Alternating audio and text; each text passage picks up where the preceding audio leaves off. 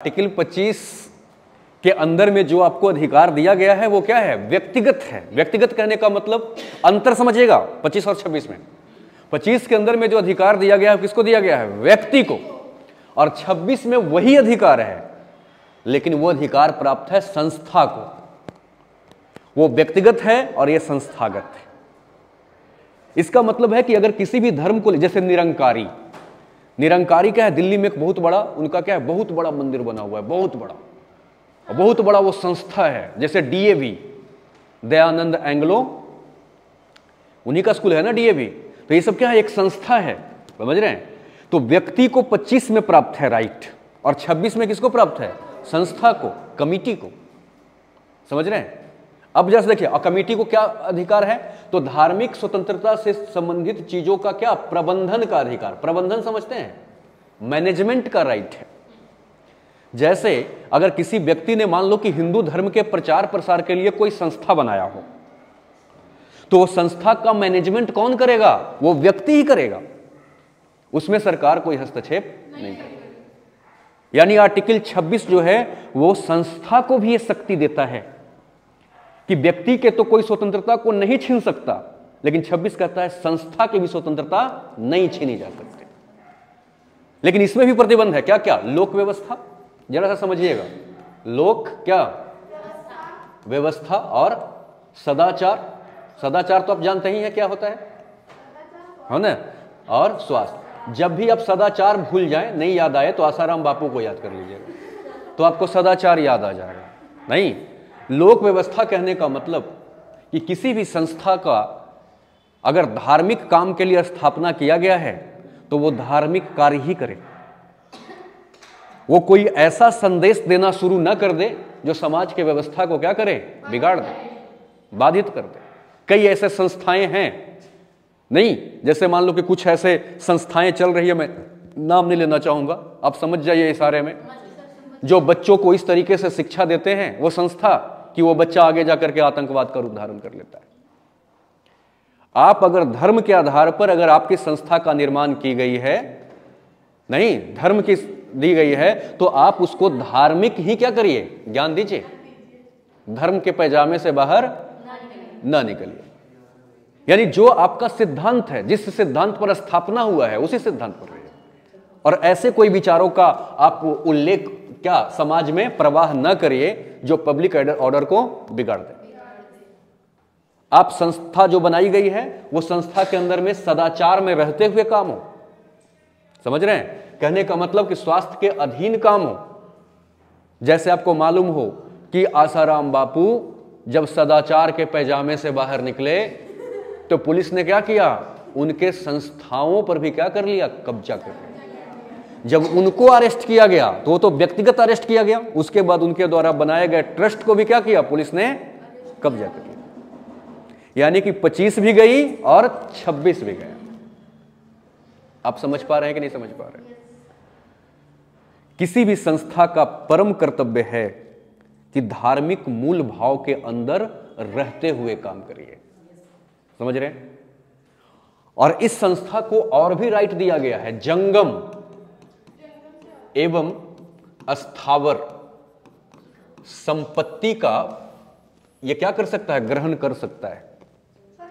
अब जंगम संपत्ति का मतलब होता है जो संपत्ति घूमता फिरता हो, जैसे पैसा आज तुम्हारे जेब में, कल हमारे जेब में। तो पैसा कैसी संपत्ति है? इसको इंग्लिश शब्द है इसके लिए मूवेबल। तो पैसा क्या होता है? मूवेबल होता है। तो मंदिर में जो पैसे आप डाल करके आते हैं, समझो पहले, पैसे जो डाल कर, क्योंकि पॉलिटी के क्वेश्चन वगैरह में आपको पैसा नहीं मिलेगा, ऐसे करने की जरूरत नहीं है। क्वेश्चन में लिख देगा जंगम संपत्ति, तो वहां रोते रहना, इसलिए समझो। और जब बाहर में आकर टीचर से चेक कराओगे तो कहेंगे किसे? पैसा कोई, अरे हाँ जानते थे, तो लेकिन क्वेश्चन तो चला गया, आप जान के भी क्या करोगे? तो जंगम संपत्ति का मतलब जो संपत्ति चलने फिरने वाला संपत्ति हो। समझ रहे हैं? तो मंदिरों में जो हम पैसा डाल करके आते हैं वो कैसा संपत्ति है? तो उस पैसे का भी प्रबंध कौन करेगा? क्या सरकार उस पैसे को ले लेगी? उस पैसे को कौन लेगी? जो संस्था है वही रखेगी। तो आर्टिकल 26 में क्या जंगम संपत्ति को अधिग्रहण करने का अधिकार किसको दिया गया है? मंदिरों को। संस्थाओं को। अस्थावर संपत्ति कहने का मतलब जो चीज मूवेबल नहीं है, जैसे जमीन। आज हमने प्लॉट यहां खरीदा, 10 दिन बाद आएंगे तो क्या हमारा प्लॉट चला जाएगा कल्याणपुर की, यहीं रहेगा? तो ये मूवेबल है कि नॉन मूवेबल है? इमूवेबल। इमूवेबल मतलब जो कभी घूमता नहीं हो, अस्थावर संपत्ति। यानी किसी भी संस्था के पास अगर वो धार्मिक ट्रस्ट है तो उसके पास चाहे तो पैसा दान किया जाए या जमीन दान किया जाए, वो मंदिर की संपत्ति रहेगी, सरकार उसमें हस्तक्षेप नहीं करेगी। कब तक? जब तक आप इसके बाउंड्री के अंदर हैं। अगर इसको तोड़फोड़ मचा करके अगर आगे गए तो फिर तो आपको मालूम है सरकार क्या करेगी, क्योंकि आपने जीता जागता 2 उदाहरण देखा है, आसाराम बापू का और राम रहीम का। बाबाओं की हालत आप आजकल देख रहे हैं। क्यों? क्योंकि यहां पर संपत्तियां इनकी क्या कर ली जा रही है, फिर बाद में छीन ली जा रही है, क्योंकि यहां से वो निकल गए। समझ गए? नहीं समझे बात? तो जंगम संपत्ति की राइट है कि नहीं है? और यही देखिए मसला हुआ था। आप लोग को शायद याद हो कि एक मामला था केशवानंद बनाम केरल राज। केशवानंद बनाम केरल राज, यानी सोचो सरकार के खिलाफ ये क्या था, केस था। केशवानंद जो थे वो एक मठ का क्या थे, साधु थे, महंत थे। तो मठ में जो भी व्यक्ति दान करेगा, चाहे पैसा या जमीन, वो किसका रहेगा? मठ का। उसका मैनेजमेंट कौन करेगा? मठ। आर्टिकल 26। लेकिन ये जो केशवानंद के मठों का जो जमीन था, उसको सरकार ने नियम बना करके, केरला सरकार ने, और उसके लगभग 500 एकड़ जमीन ना सरकार ने क्या कर ली थी, छीन ली थी। और जब सरकार ने छीन लिया जमीन को तो ये कहां चला गया? केरला का हाई कोर्ट में। केरला का हाई कोर्ट का निर्णय आया कि सरकार ने जो जमीन की अधिग्रहण की है वो सही किया है, इसलिए आप वापस नहीं ले सकते। तो ये केशवानंद जी सीधा सुप्रीम कोर्ट में अपील करने चले गए। किसके खिलाफ? केरला हाई कोर्ट के खिलाफ। सुप्रीम कोर्ट का उस समय जज कौन थे? सिकरी, है ना। और सिकरी के साथ एक समस्या क्या था जानते हैं? ये जो सिकरी साहब थे, इनका 24 अप्रैल 1973 को रिटायरमेंट होना था। उसी दिन ये इनका 65 साल पूरा हो रहा था, तो रिटायर होने वाले थे। और इसी दिन इस मामला को इन्होंने क्या किया, फैसला भी दे दिया। जिस दिन रिटायर होना था, 5 बजे रिटायर होना है, और फैसला उसी दिन रिटायर होने से पहले दे दिया। और उन्होंने कहा कि केरला सरकार क्या है, गलत की है, इसलिए मठ और मंदिरों की जमीन नहीं छीनी जा सकती, क्योंकि अनुच्छेद 26 का क्या है, उल्लंघन है।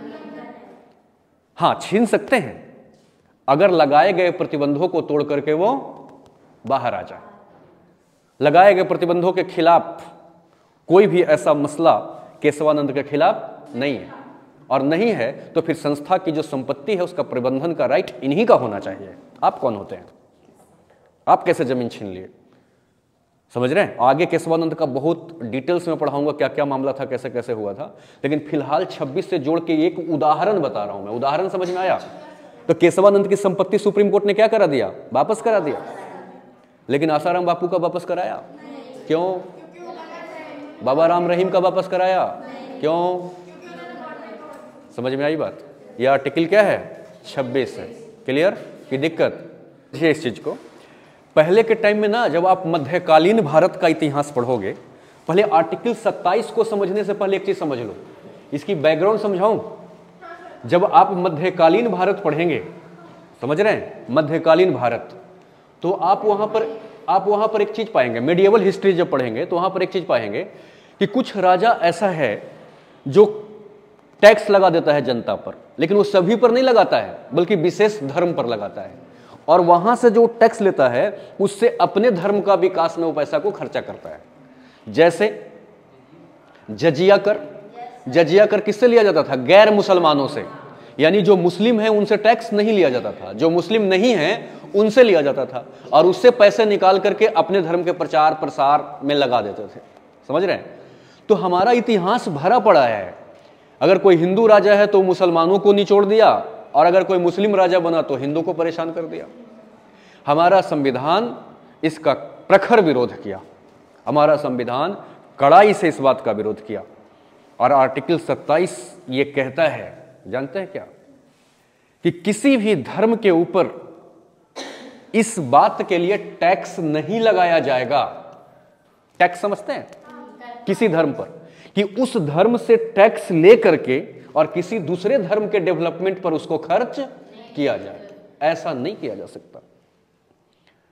किसी भी धर्म के विकास के लिए दूसरे धर्मों से टैक्स की वसूली नहीं होगी, समझ रहे? यानी जनता जो टैक्स देगी उस टैक्स से खर्चा जो किया जाएगा वो जनता के विकास के लिए ही किया जाएगा, लेकिन किसी विशेष धर्म के उत्थान के लिए खर्च नहीं किया जाएगा, और उसके लिए किसी दूसरे धर्म के व्यक्ति से टैक्स वसूल नहीं किया जाएगा। यानी जनता को आर्टिकल 27 सीधा यह राइट देता है कि अगर सरकार कोई भी कानून बना करके और अगर किसी एक धर्म से टैक्स वसूल करके उसको दूसरे धर्म के विकास के लिए अगर पैसा खर्चा करना चाहती हो तो उस टैक्स के खिलाफ सीधा आप सुप्रीम कोर्ट जा सकते हैं आर्टिकल 32 के तहत, और जा करके सर्वोच्च न्यायालय से आप इस बात का अपील कर सकते हैं कि सरकार ने दूसरे धर्म के प्रमोशन के लिए एक ऐसा नया टैक्स का निर्माण किया है जो हमसे वसूला जाएगा, और यह आर्टिकल 27 के उल्लंघन है। आर्टिकल 27 क्या कह रहा है, समझ रहे हैं? कि किसी भी व्यक्ति को धर्म के आधार पर टैक्स देने के लिए बाध्य नहीं किया जा सकता, और उस टैक्स से सरकार किसी दूसरे धर्म का विकास नहीं कर सकती। यानी सरकार धार्मिक टैक्स नहीं लगाएगी। समझ गए? नहीं समझे? लेकिन यहां पर एक बात और समझिएगा, टैक्स और फी दोनों दो बात है। कई बार केस लेके चले जाओगे तो फंस जाओगे। टैक्स का मामला यह है कि टैक्स एक अनिवार्य भुगतान होता है। अनिवार्य भुगतान समझते हैं? मतलब जो आपको देना ही पड़ेगा चाहे कुछ भी हो जाए, लेकिन इसके बदले कोई फिक्स सर्विस की गारंटी नहीं होती कि आपको यह सर्विस दिया जाएगा। जैसे मान लो कि हमारे कोचिंग के फीस से अगर टैक्स कटे तो सरकार क्या कहती है, अरे अरे आप टैक्स दे रहे हैं तो इस टैक्स के बदले हम आपको बॉडीगार्ड दे रहे हैं। ऐसा होता है क्या? नहीं। तो टैक्स तो आपसे लिया जाएगा, जो नेसेसरी आपको देना ही है, लेकिन उसके बदले कोई सर्विस की गारंटी नहीं है। आपके टैक्स सरकार लेगी और उसको किसी दूसरे जनता के भी विकास पर खर्चा करेगी, लेकिन धार्मिक नहीं, विकास। सड़क बना दिया जाएगा, आर्मी अपॉइंट कर दिया जाएगा ताकि वो देश का रक्षा करे, और उसकी सैलरी कहां से दी जाएगी? आपके टैक्सों से। तो टैक्स एक ऐसा भुगतान है जो अनिवार्य है, लेकिन उसके बदले कोई निश्चित सेवा की गारंटी। लेकिन फी एक ऐसा भुगतान है, यह भी अनिवार्य भुगतान है, समझ रहे हैं, लेकिन इसके बदले सेवा की क्या होती है? गारंटी। जैसे कॉलेज में फीस देते हैं तो इस बात की गारंटी होती है कि 3 साल आप वहां का विद्यार्थी रहेंगे, और इस बात की गारंटी होती है कि आप एग्जाम पास होंगे तो आपको सर्टिफिकेट देगा। कोचिंग में आप क्या देते हैं? टैक्स की फी। तो यहां पर पढ़ाई देने की गारंटी होती है। अगर हम ना पढ़ाएं तो आप फी रिफंड की बात कर सकते हैं, क्योंकि फीस में सेवा की गारंटी होती है। तो धार्मिक संस्थानों के विकास के लिए आप टैक्स तो नहीं दे सकते, क्योंकि टैक्स देने से आर्टिकल 27 क्या करता है? मना करता है। लेकिन अगर कुछ धार्मिक संस्थान ऐसे हैं, जैसे देखिएगा कि मंदिर में प्रवेश करने से पहले वहां पर कुछ शुल्क लग जाता है कि 100 रुपया दीजिए, तो वहां पर वो टैक्स नहीं लिखा है, वहां शुल्क लिखा है, और फीस को हिंदी में क्या बोलते हैं? शुल्क बोलते हैं। तो शुल्क के लिए मना नहीं की गई है। इसलिए अगर मंदिर प्रवेश में या मस्जिद प्रवेश में अगर कुछ वो शुल्क ले रहे हैं तो इसके खिलाफ आप सर्वोच्च न्यायालय नहीं जा सकते। अगर आपका नहीं मन है तो आप मंदिर में न जाइए, लेकिन टैक्स तो अनिवार्य भुगतान है, जाइए चाहे न जाइए, देना पड़ेगा। तो टैक्स तो सरकार ले नहीं रही धर्म के मामले में, लेकिन मंदिर या सार्वजनिक स्थल पर किसी धर्म के विकास के लिए, व्यवस्था को चलाने के लिए, मंदिर को भी चलाने के लिए पैसा चाहिए, कहां से आएगा? तो वो टैक्स फिक्स नहीं करते हैं, बल्कि वो शुल्क फिक्स करते हैं। तो शुल्क का विरोध आर्टिकल 27 में नहीं है। विरोध किसका है बच्चों? टैक्स का विरोध है। क्या आप बात समझ पा रहे हैं या नहीं समझ पा रहे हैं? अर्थात संविधान आपके साथ खड़ी है और वो कहती है कि सरकार किसी दूसरे धर्म के विकास के लिए आपको बाध्य टैक्स देने के लिए नहीं करेगी, परंतु किसी संस्थान में अगर आप अपने मर्जी से घूमने के लिए गए हैं और अगर वहां पर कुछ शुल्क निर्धारित है तो उससे संविधान आपको नहीं बचाती। वहां पर आपको शुल्क क्या करना पड़ेगा? पे करना पड़ेगा। क्या 27 समझ पाए कि नहीं समझ पाए?